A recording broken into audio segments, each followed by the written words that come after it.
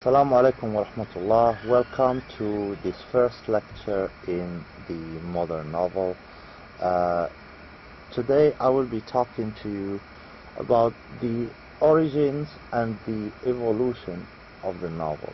We will start from the early beginnings, so we will start with some basic concepts about the origin of the novel, and then I will try to give you a brief outline of how it developed, right? So that I want to put you in the picture so that you know this literary form, where it came from, how it developed, and what are the most important concepts, definitions, and so on that allow you to understand it better. So, some basic definitions. The genre, it's a fiction, it's a narrative, right? So basically it's a form of fiction. The novel is a fiction type of writing, and it is a narrative. The style is prose, it's written in prose, and the length, it's an extended narrative, it's long, right? So compared, for example, to the short story, the novel is much longer than a short story. It is long, it is in prose, and it is a fiction and a narrative. The purpose of the novel, many have been saying that it is verisimilitude or mimesis. Basically, that's a concept that's a little bit old and complicated. We will explain it a little bit. At least in the early days, the purpose of the novel was mimesis, the representation of reality, and verisimilitude. Clara Reeve, in The Progress of Romance, writing in 1785, she said, "The novel is a picture of real life and manners." The novel is a picture of real life and manners, and of the time in which it is written. The romance, in lofty and elevated language, describes what never happened nor is likely to happen. So basically, Clara Reeve makes a distinction between the romance and the novel. The romance describes what never happened nor is likely to happen. So basically, the events in a romance did not happen, and they will never happen. They are unlikely to happen. But the novel, she says, is a picture of real life and manners. It's a picture of real life and manners. And also it's a picture of the time in which it is written. So this gives you the idea what it means that the novel, the purpose of the novel is to capture life. It's to capture reality. That the purpose of the novel is mimesis or verisimilitude. Of course, today this is an old-fashioned concept. Nobody says that the purpose of the novel is mimesis and verisimilitude. Today it's old-fashioned. But for in the first 200, 300 years of the novel, verisimilitude and mimesis have been the most important purpose of the novel as a literary genre. Every writer in the first 200, 300 years of the novel would declare his or her purpose in writing novels. They would say, our purpose is verisimilitude or mimesis. They would say the purpose is to capture reality, to capture life as it is, the manners of the time, and so on. So, a little bit more about this concept of verisimilitude. It basically, when we talk about verisimilitude, it has to do with the illusion that the novel is a representation of real life, right? Many of us, when we read a novel, we feel, oh my, this is so like reality. This is so close to the novel. We feel is a representation of true life. I don't know what it means, true life. It would be difficult to say what true life is, but we feel that the representation of the events is similar to how we see events in real life. The illusion of this similarity is what is known as verisimilitude. So verisimilitude results from a number of things. The first thing that it results from is the correspondence, the similarity, the correspondence between the world presented in the novel and the real world of the reader, right? Life as presented in the novel and life as experienced by the reader. There is a sense of correspondence, of similarity. When there is that similarity, we say that the novel has achieved a high degree of verisimilitude. The second thing that also contributes to a novel achieving a high degree of verisimilitude would be the fact that when we read, we find recognizable settings and characters. So the setting is, basically the time and the space, the time and the place of the novel. It would be recognizable to us. We would feel that this is something familiar to me. This is like the places that I go to. This is like the places where we live. This is similar to the environment in which we live. If you read a novel, for example, that tells events that happen in a university, and you feel, oh wow, this is just similar to the settings where I work as a university teacher, or where I go to school as a university student. So the recognizable settings, when you recognize the settings and the characters in the novel, and you recognize them in real life, you think, oh, it's so similar. This contributes to the novel achieving also, again, a higher degree of verisimilitude.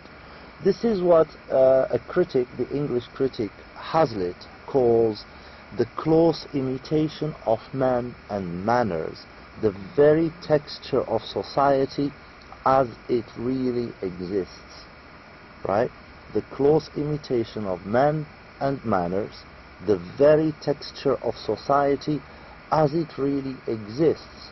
So as it really exists, you see it depicted, represented, portrayed in the novel. There is a close imitation of the manners of the time, of the people of the time, of the men and the women of the time, and it creates the illusion of correspondence between the novel and real life. Of course, it's impossible, when you think about it, a novel cannot be an imitation of real life, because a novel is made up of words, and words do not imitate reality. Words only signify, they send a message. They used to communicate. Words do not imitate, but they create the illusion, right? They create the illusion of resemblance, of correspondence, of similarity, of similitude, of verisimilitude.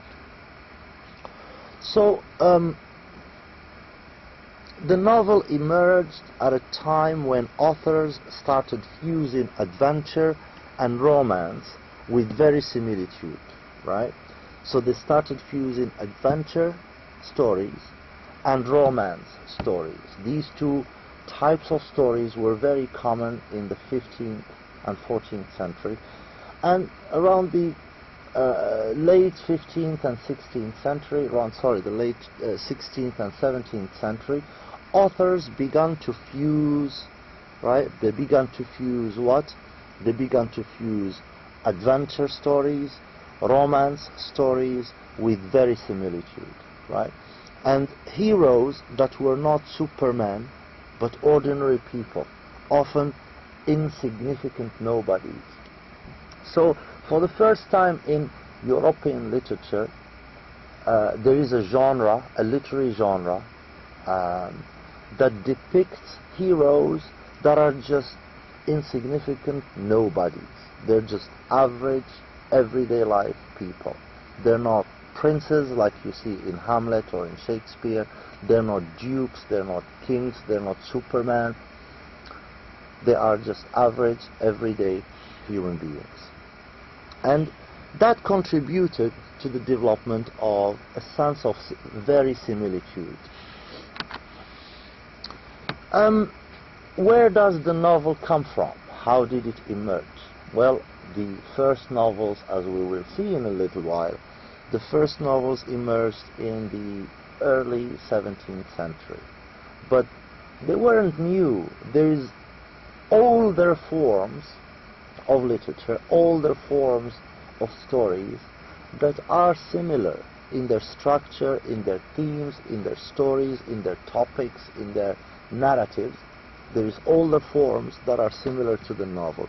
For example, the heroic epics, an epic like, for example, Homer's Iliad and the Odyssey, Virgil's Aeneid, Beowulf, the Song of Roland, the Epic of Gilgamesh.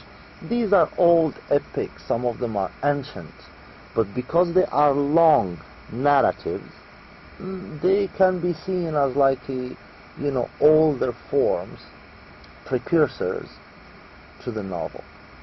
They are not novels, of course, because the epic, whether Homer or Gilgamesh or Virgil or Beowulf, are poetic. They're written in verse. The novel is a literary genre that uses prose, not verse, prose. So that's a very important distinction. But in terms of the stories, the adventures, the heroism and so on, the themes, all of this, we can say that the stories depicted in the novel have antecedents in ancient literature. We find also antecedents in ancient Greek and Romance, for example, the Ephesian, like an Ephesian tale, and Carius and Callirhoe, Petronius's Satyricon, Apuleius, the Golden Ass. It's a Latin Roman narrative. It's prose and it's long, and it evokes the novel. It feels like it's similar to the novel. Of course, it's not a novel, but it is similar. Some critics also say that narratives like the 1001 Nights, the Arabian Nights, the 1001 Nights, being a long, extended narrative, is also similar to the novel and can be considered as a precursor, as an elder to the novel. Of course, this isn't scientifically proven. Some people agree with it, some people disagree with it and say no, the novel is historically unique. It emerged in modern Europe in the 17th and 18th century. Some people say no, the novel, some aspects of it are new, but the storytelling form is as old as humanity, and they find precedents in ancient Greece, in Rome, and so on. Critics also talk about medieval European romances as precursors to the novel. For example, the Arthurian tales, that's the tales of Arthur, King Arthur, or Malory's Morte d'Arthur, also considered by some critics to be a precursor to the novel. There's also the Elizabethan prose fiction. There is some fiction that was written during the Renaissance in the Elizabethan period. For example, Gascoigne's The Adventure of Master F. J. Green's Pandosto, The Triumph of Time, Nash's The Unfortunate Traveller, Delaunay's Jack of Newbury. These are examples of prosaic fiction, fiction in prose, that were written during the Elizabethan period, and some critics say that these also are precursors, elder forms, older forms of the novel. Again, some people agree, some disagree. Some critics agree with this, some critics disagree with it. Also, some critics select travel adventures or travel writing, and they argue that travel writing is an older form of the novel. They single, for example, the writings of Marco Polo, the writings even of Ibn Battuta, the writings of More's Utopia, or Swift's Gulliver's Travels, or Voltaire's Candide. All of them as examples of older forms of the novel. Again, some critics agree, some disagree, but this is the situation basically. Other forms that are selected by critics who argue that the novel has older precedents before. They also mention books like Boccaccio's Decameron or Marguerite de Navarre, Heptameron, as older forms of prosaic, long prosaic fiction. Moral tales like Bunyan's Pilgrim's Progress or Johnson's Rasselas are also singled out as old forms of the novel. The first novels that became recognized as novels in the modern sense of the word were produced around the 17th century. So one of the earliest is a story, you probably are familiar with it. It's a very famous book that was written by Miguel de Cervantes. He was Spanish, and he wrote it in 1605, between 1605 and 1615. So it's the early 17th century, and the book, you probably guessed it, it's Don Quixote de la Mancha.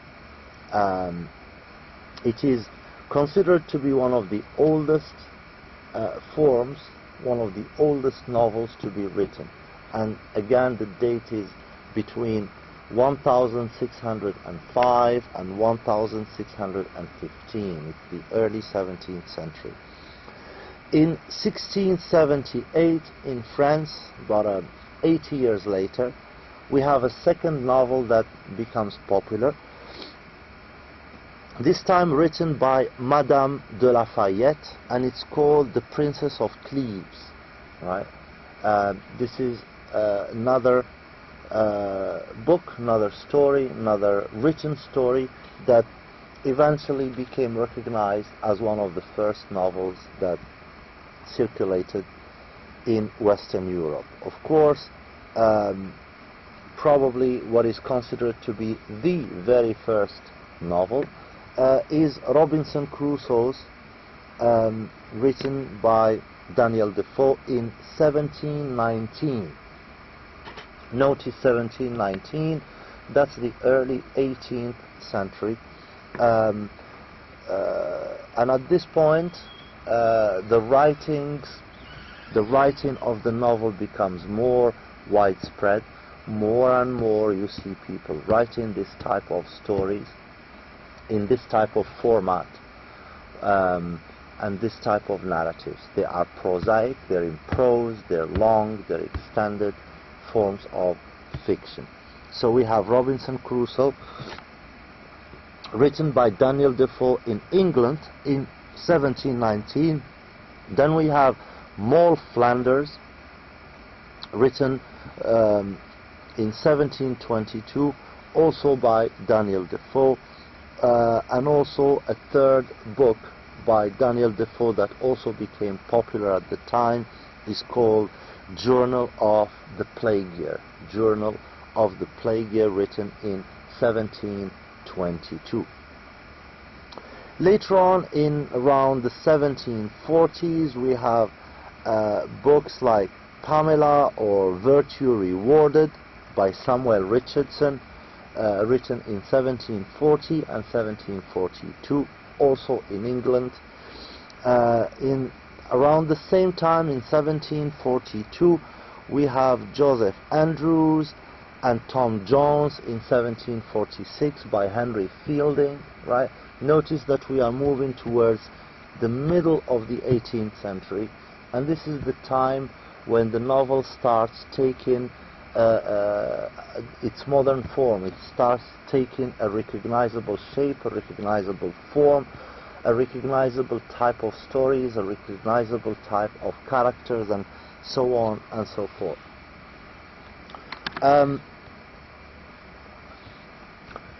How many types of novels are there? Is there only one type of the novel, or are there many? Well, the answer, there are many types of novels. I will mention the most important ones, the most famous ones. We have the picaresque novel, we have the epistolary novel, we have the sentimental novel, the gothic novel, the historical novel, the psychological novel, the realistic or naturalistic novel, the regional novel, the social novel, of course the mystery novel, the science fiction novel, and magical realist novel. We will explain each one of these with a little bit of details. For now, I just want to list them so that you get an idea that there is a wide choice of types of novels that have developed and created a place for them in the tradition and the genre of novel writing. Let's look a little bit at the first novels that were written. The first one we said that's recognized to be a novel in the modern form and shape with the modern themes and structure is the famous novel by Miguel de Cervantes, Don Quixote. It was written in Spain in 1547 in 1605 to 1615, right? The first part was written in 1605, the second part was published in 1615. Don Quixote is basically a psychological portrait. It's a psychological portrait. Basically, it gives you an insight into the psychological life of a middle-aged person who is Don Quixote. He is in his midlife crisis. He has a midlife crisis, and the novel Don Quixote basically presents a psychological portrait and invites the reader to contemplate, to read and share the complexities, the psychological complexities, contradictions, nuances of this middle-aged person called Don Quixote. The book Don Quixote is a satire in the sense that it satirizes romance literature. What does satire mean? Satire is a form of literature that satirizes, that pokes fun, if you want. It pokes fun of a situation or even a form of literature. Don Quixote pokes fun, it satirizes, it pokes fun of the romance as a literary genre. It makes jokes about the romance as a literary genre. It incorporates pastoral, picaresque, social and religious commentary. It incorporates pastoral, that means pastoral scenes and themes, that means from the countryside, it's pastoral. Picaresque, that means they're stories of travelers, heroes who travel and experience the unknown and surprises of the unknown, and they're usually travelers who just like looking for adventure. So they're in a way they're picaresque novels tell stories of troublemakers, people who travel from land to land, from country to country, and they seek adventure. The novel also presents social and religious commentary. So, through the life of Don Quixote and the complexities, the psychological and social complexities of the story of Don Quixote, the writer Miguel de Cervantes allows himself to make a commentary on the social and religious community in which he lives. Also, a very important theme in Don Quixote is the question, what is reality? What is reality? If we look at it from the perspective of Don Quixote, he is a middle-aged man in his probably 60s. He dreams of being an errant knight, a hero who travels the world to fight evil and to promote good. That's the picture in his mind. But what we see when we read the novel is that Don Quixote is mad. All of this is just happening in his mind. The evil monsters that he fights are only windmills in the countryside. They're windmills. He imagines that the windmills are monsters, and he imagines himself fighting them and saving humanity from them.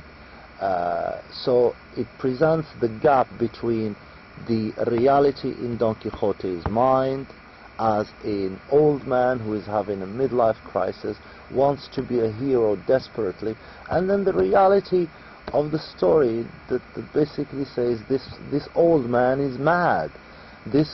These stories and adventures are just happening in his mind. Those monsters that he is fighting are just windmills in the countryside. So this is how the novel Don Quixote presents the question, what is reality? Is reality what is in Don Quixote's mind? Or is reality what we, the readers, look at and read? Madame de Lafayette, in the 17th century, wrote another book that became known as one of the earliest novels. It's The Princess of Cleves. It's the first European historical novel. A historical novel in the sense that it presents historical events or historical characters. So, The Princess of Cleves by Madame de Lafayette recreates life of the 16th century French nobility. It gives us a depiction, a representation, an imitation of the life of the French nobility in the 16th century at the court of Henry II. The Princess of Cleves is also considered to be the first roman d'analyse, which means it's a novel of analysis. It dissects, it analyzes emotions and attitudes that it presents in the novel. So that's why it's called le premier roman d'analyse, the first novel of analysis. Let us move now to talk about the rise of the English novel. The restoration of the monarchy in 1660. In 1660 there were revolutions in England that ended up with the restoration of the monarchy. The king comes back and takes power. In England, after the Puritan Commonwealth, there was a Puritan Commonwealth from 1649 to 1660. So when the king came back in 1660 in England, the culture that developed encouraged an outpouring of secular literature. Secular literature became widespread. It developed a reading public. More and more people look for secular literature, meaning literature that's not religious, to read it. Of course, the development of this secular literature, non-religious literature, is helped by the appearance at this time of journals and newspapers. This is the time when journals and newspapers were invented and began to circulate among populations. So in these journals and newspapers, you find the development of literary criticism. You find the writings that do character sketches, political discussions, and even philosophical or political ideas can be read in these journals. So also an important point for the development of the English novel was the increased leisure time of the middle class. The middle class, there is a new class in England, across Europe. It's called the middle class, and this middle class now has some extra income and has the time to sit and read a novel. So this contributed greatly to the development of the novel as a genre. The presence of coffee houses. Coffee houses started opening in Europe, and they became very successful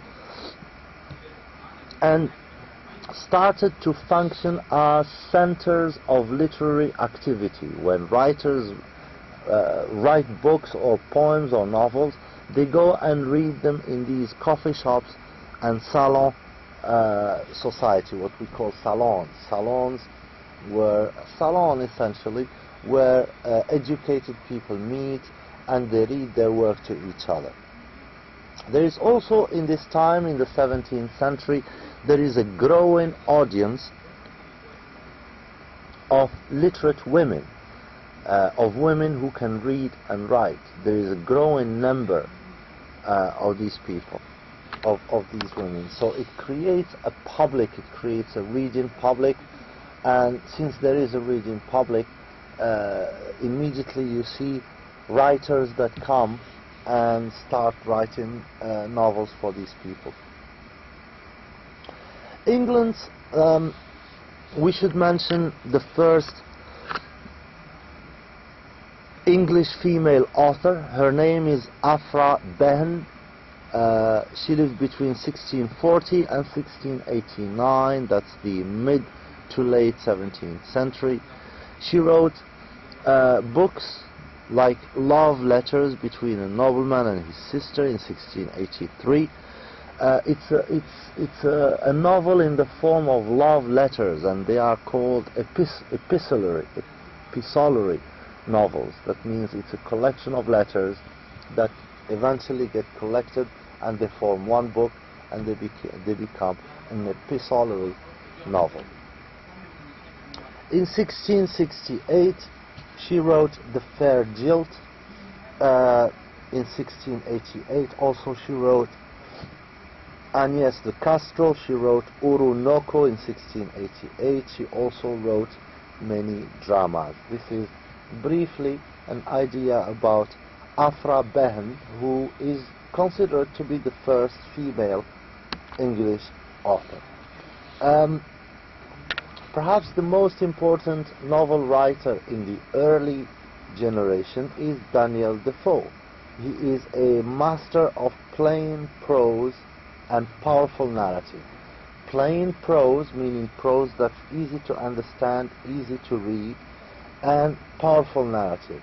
He was a journalist, Daniel Defoe, so his writing, his novel writing, is similar to, in its style, it's similar to journalistic writing. It is highly realistic in details. In 1719 he wrote a travel adventure called Robinson Crusoe, and he published in 1722, in the early 18th century, Journal of the Plague Year. In 1722 he also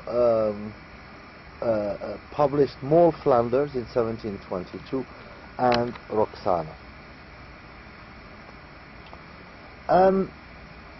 Let's move to another genre of literature, a famous genre called the picaresque novel.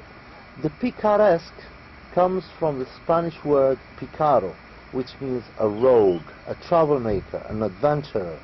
So there is a type of novels that focus on a rogue person, an adventurer, a careless adventurer that just goes out and travels around and seeks adventure. It comes from the word picaro, which in Spanish means a road. Usually the picaresque novel is an autobiographical, usually autobiographical chronicle of a rascal. A rascal is an adventurer who travels, and he presents adventures as he or she makes his way through the world using his wits rather than his good deeds or so on. It is episodic, it's presented in episodes, it has a loose structure, it doesn't have a firm structure, it's very loose, it's highly realistic, there is detailed descriptions and uninhibited expressions, meaning it's frank, it doesn't shy away from being frank. It is usually satirical, especially of social classes, and to give you a contemporary example, you could look at Jack Kerouac's his novel On the Road. So this should be enough for today. This is enough. We will stop here today. This is a first installment about the origins and the evolution of the novel, right?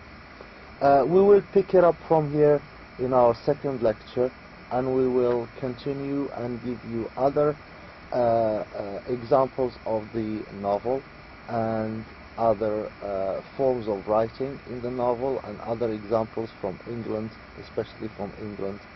And until then, Assalamu alaikum wa rahmatullahi wa ta'ala wa barakatuh.